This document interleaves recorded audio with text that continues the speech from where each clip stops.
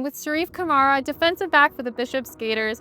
Cherif, 2024, the Bishops Gaiters made history winning their program's first ever AUS championship. What was it like watching your team win the Loney Bowl? To be honest, that was a great feeling. To be the first team since 1990 something, didn't win any cup or bowl, and came there and make history again. That was a great thing to be honest, and that was a awesome achievement. Can you tell us a bit how the game went down and what led you ultimately to that victory? That game was a lot of emotion, to be honest, a lot of up and down, and SMU was and always is a big team. SMU came back on the score, and they drive very well.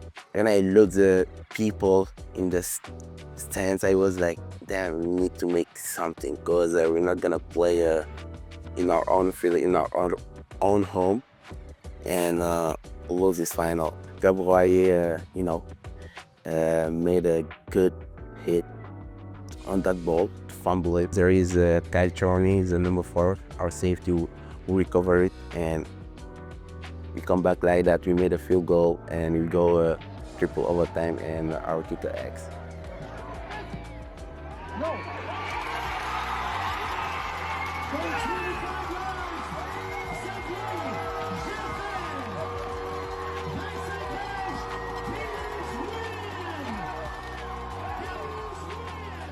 What are you going to take from that experience moving forward? If we play together, we believe each other, and we have our back, nothing can stop us. As Coach Cherif Nicola said, Paulus, and that was our culture, and that will be our culture, one play at a time. After that, if that one play pass, we win or we lose, we're gonna focus on next play, what happened. Have you always been a confident player like that on the field?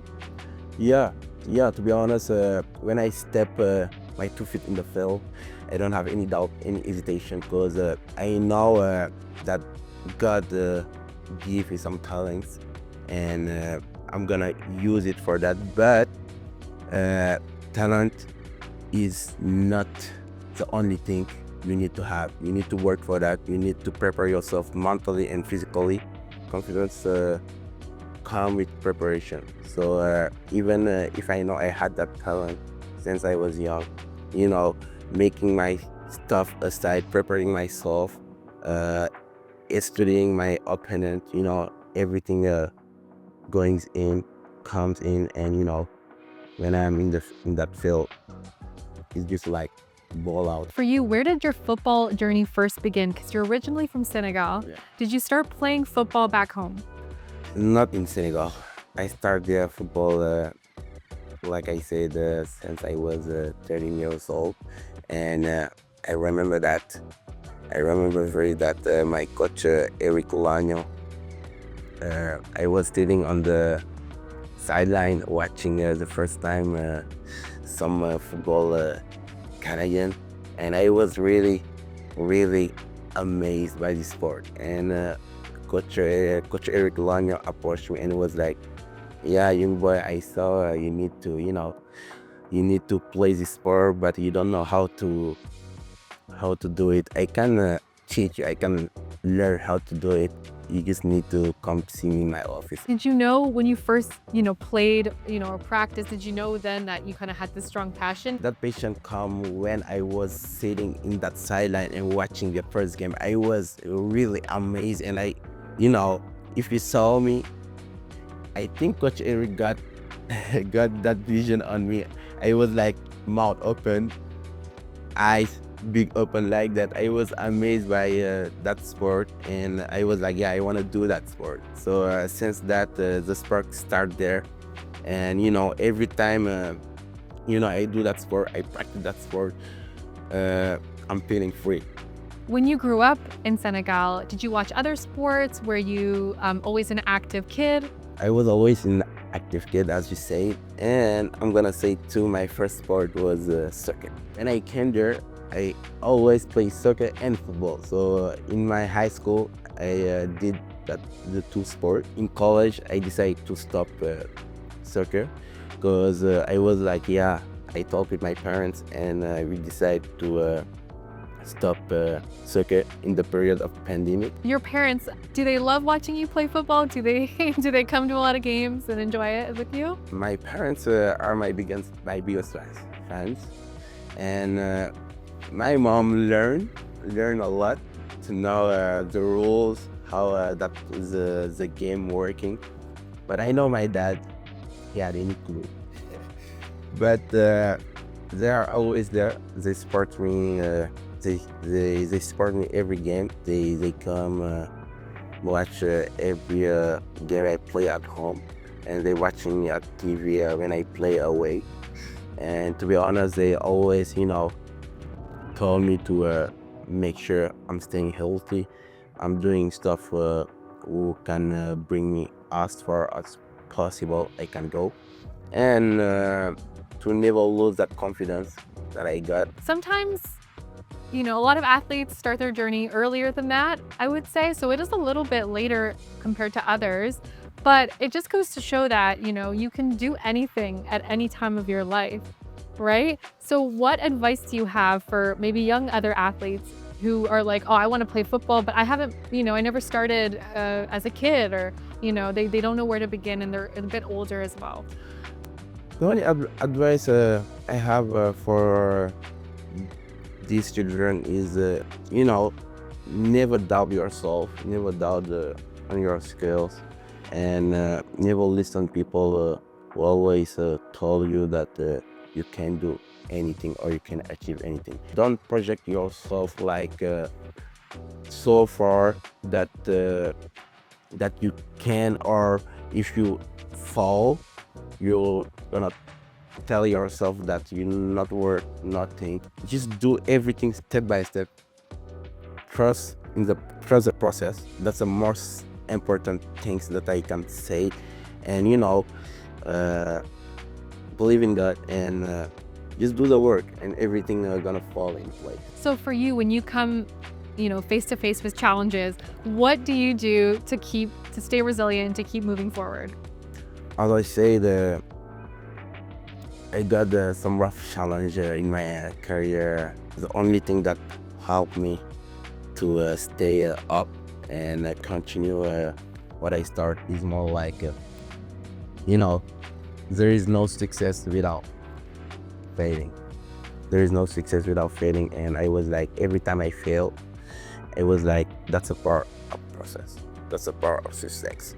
And I can't, took myself down a lot, and I can, be upset one day or 2 days, but I'm gonna make sure the third day I'm back in lab and work, and to make sure next time I'm not gonna redo that mistake, and I'm gonna be more closer to where I wanna go. I mean, you did face a challenge recently. You mentioned that you broke your finger before, before the Lonely Bowl, but you still managed to play. Can you tell us a bit about how that happened and how you kind of overcame that challenge? When I got the chance to came in the field, I made my first tackle, and suddenly I broke my finger, and I was like that to the sideline. Yeah, the doctor said, yeah, you're out for the game. The doctor came to the locker room and he was like, yeah, you need to go tomorrow at the hospital. Injuries happen, and you're gonna make sure to deal with it, because my teammates, sometimes they ask me what I need, they support me, they was, very supportive to me, and that kind of like, a second family for me. The therapy staff, they all support me, and I was like, yeah, I'm gonna make sure, to do everything to come back in healthy. And the last 3 days before the semifinal, Katrina told me, yeah, if we tape your finger together, you can play the semifinal. And I was happy. That's how I came back. You just went through this challenging moment. You didn't know if you were going to play. Finally, you could play. And then not only that, your team wins. What was that like for you?